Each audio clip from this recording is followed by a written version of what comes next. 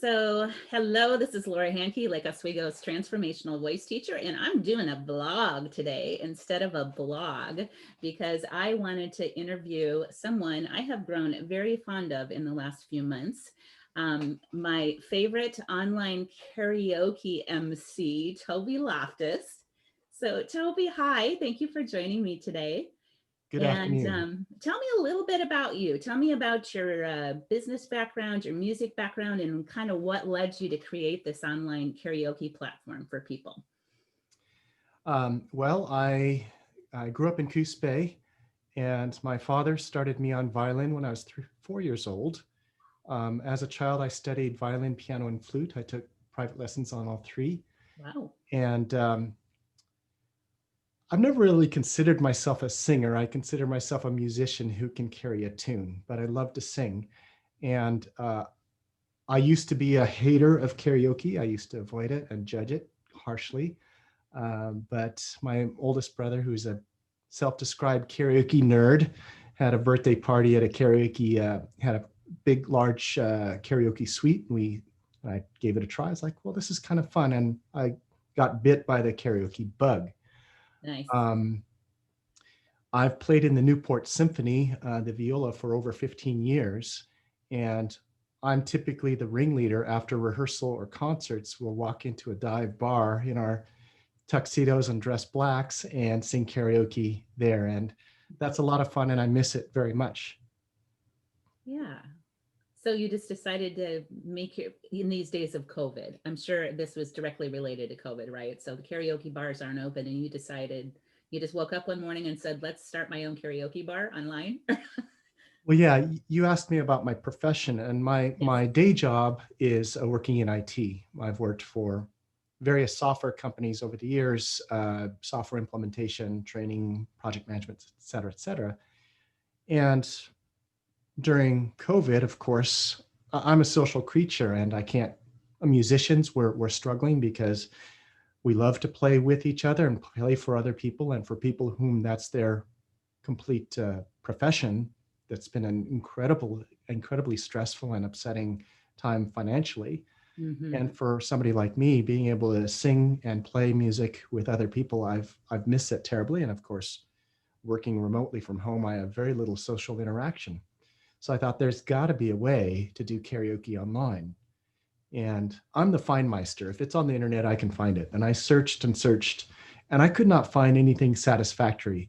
I could find instructions on how to do karaoke by yourself, but nothing about how to have a party online with people connecting in and singing. I thought, I can figure this out. And I have several friends who, well, many friends who love karaoke and several that are in IT. And I figured, well, we'll figure it out. We'll do so. So in May of 2020, I hosted my first online karaoke party. It was only about 8 people. Mm-hmm. And through trial and error, we kind of cracked the code, figured out how to get the most out of the equipment you have, how to run a smooth running party, how to find karaoke tracks, et cetera, et cetera. And so for myself, I've been hosting karaoke parties almost like clockwork every 2 weeks since last May. So the last party was my 18th party, first one of the new year. And in the process, I documented how to do it initially for people attending my parties, how they could have a good experience, how they could configure their equipment to ideally. And then I thought, well, there's got to be a lot of people out there missing karaoke and would love to do this. So I actually made a website with detailed instructions, how to host the party, how to find your karaoke tracks, how to get the best sound out of whatever equipment you have. Don't necessarily need to buy any new equipment. Some people do, but typically if you have two devices, say a cell phone and a laptop, or a tablet and a desktop computer, you probably can do it. Yeah. And that's actually one of the things when I attended my first party, because I've been to quite a few of them myself, was how many karaoke songs you can just easily find on YouTube. I had no idea all of that was out there. I mean, it's a huge selection, don't you think? It is probably 90 to 95% of any songs that somebody might want to sing. Just go to YouTube, type in the name of the song, space the word karaoke, and you may very well find 2, 3, 5, 10 different versions. Um, for a karaoke nerd like my brother or myself, we may be looking for some rather obscure or unusual songs, and you might not find a karaoke track.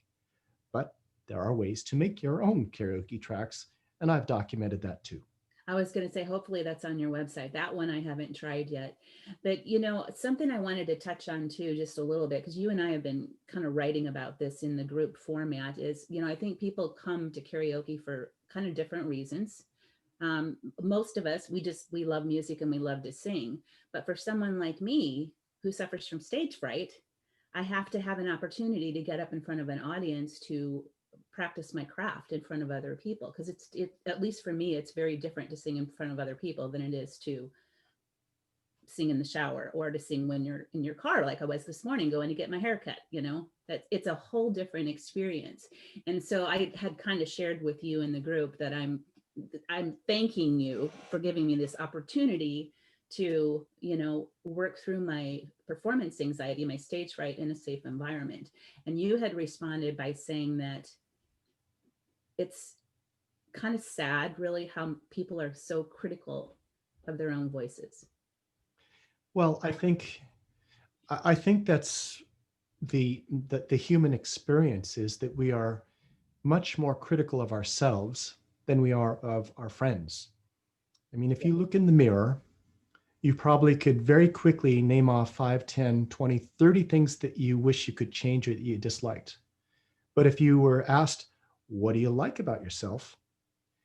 Most people struggle. They may come up with a couple, but you know, we're not encouraged to see and express the things we like about ourselves, because maybe that's egotistical or self-centered or whatever.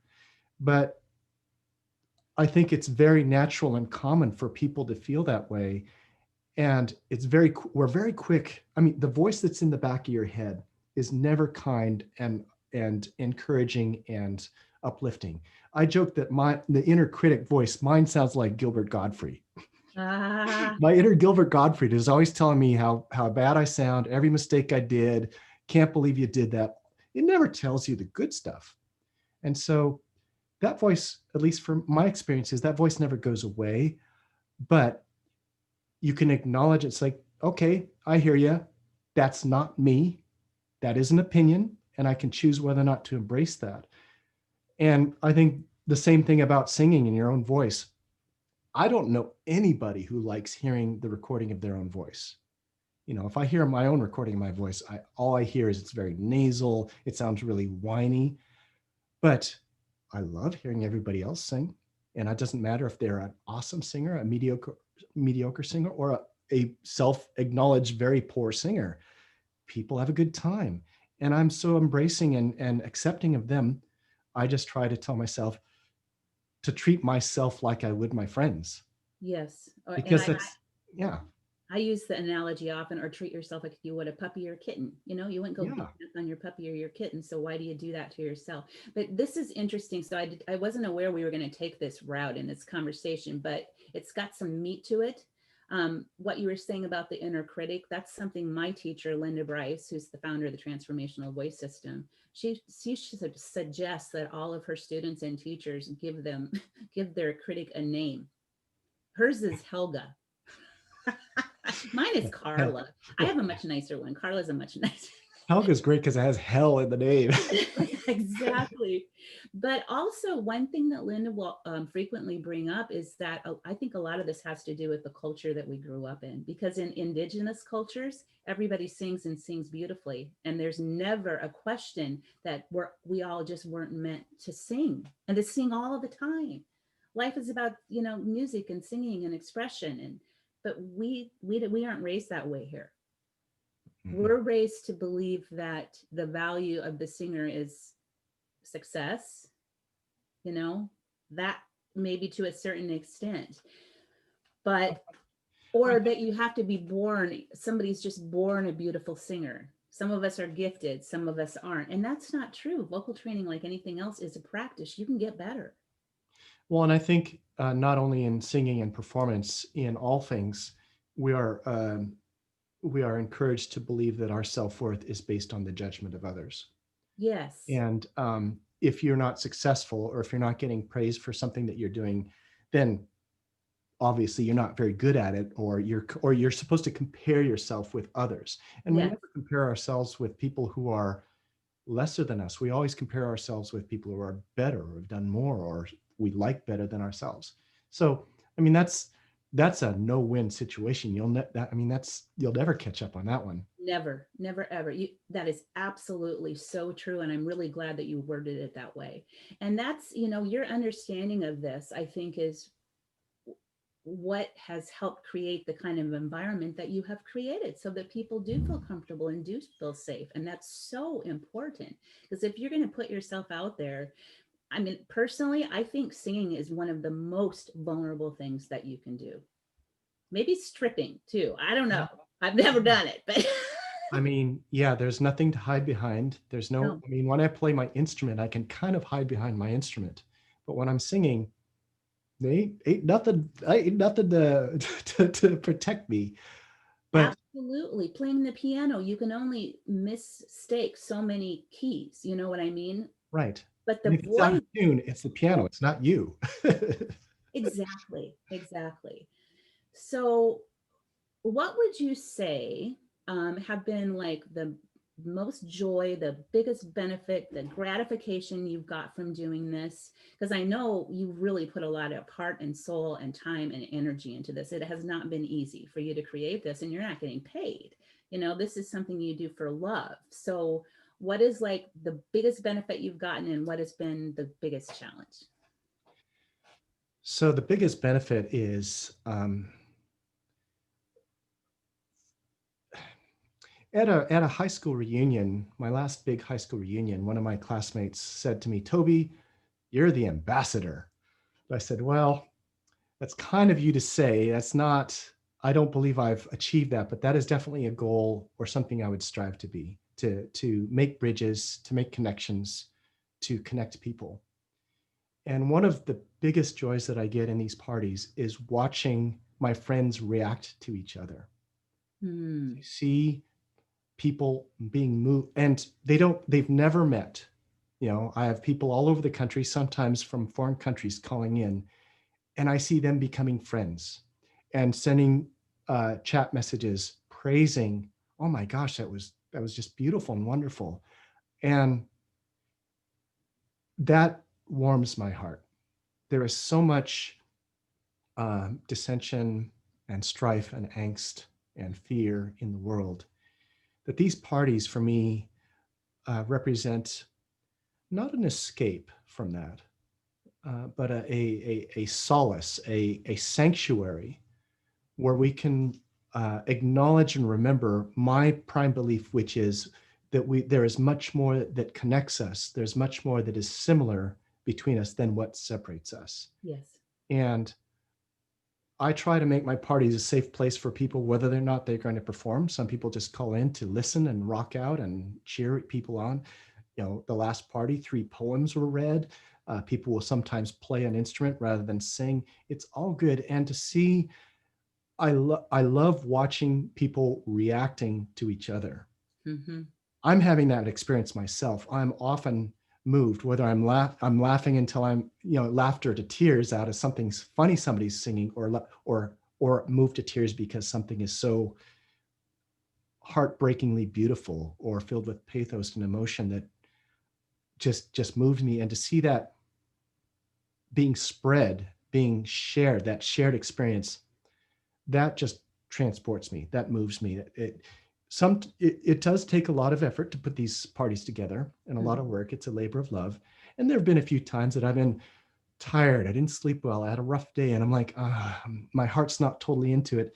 And within 1 or 2 songs where I see the smiles and laughters and the cheers, and I hear the amazing performances of all levels that Mm-hmm. people are doing, and hearing the interesting choices, people, the variety of songs that people choose, just buoys me, just lifts me, and removes the cares and worries of the day that I may be experiencing.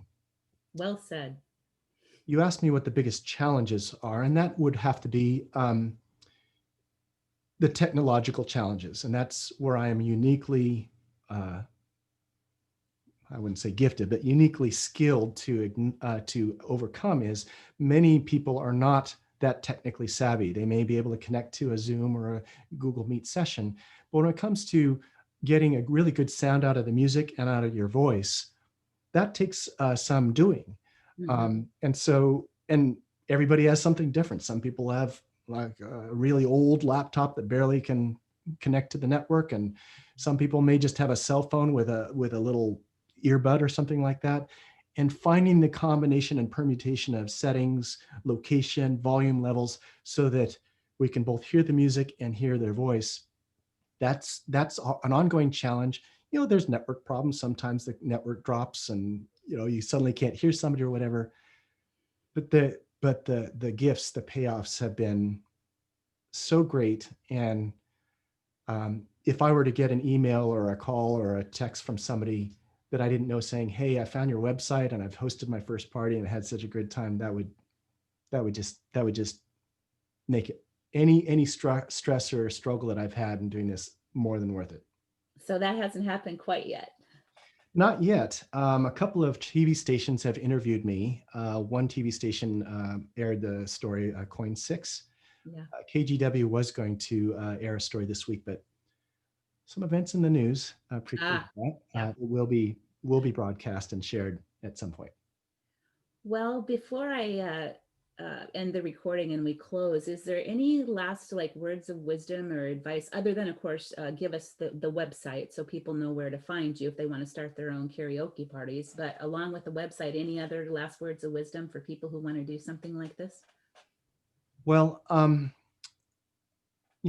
working and playing and connecting remotely can be tiring and stressful. I know a lot of parents and students have struggled with distance learning. And you might think that doing karaoke remotely would be impersonal. You're looking at a screen, you're singing to a microphone and a camera. You're not with your friends enjoying drinks and beverages and cheering and stuff like that. It may feel impersonal. Several people have remarked how surprisingly intimate these online karaoke parties feel. Um, so that's one thing. The other thing is there are plenty of people who do not like karaoke. They either don't want to do it or they don't enjoy watching or hearing other people do it. I would invite them to give it a chance. Several times people have told me, "Oh, I'm not in the mood. I don't feel like I can sing tonight. I'm stressed out. Something's bearing." I say, join the meeting anyway. You don't have to perform. I'll bet you're going to feel better. And every time that has happened, to hear and see people sing, to see the smiles and the laughter, washes away the detritus and stress of whatever somebody might be experiencing. So I encourage people to give it a shot. Well, that's certainly been my experience. And what is the name and the link of the website for those who want to find it? It's kind of long, but it's howtodoonlinekaraoke.wordpress.com. Okay. Easy enough. Well, thanks so much for joining me today, Toby. I really appreciate it. And I'm going to go ahead and close this down now and we can continue our chat. Thanks for joining us today, peoples. I will see you next time.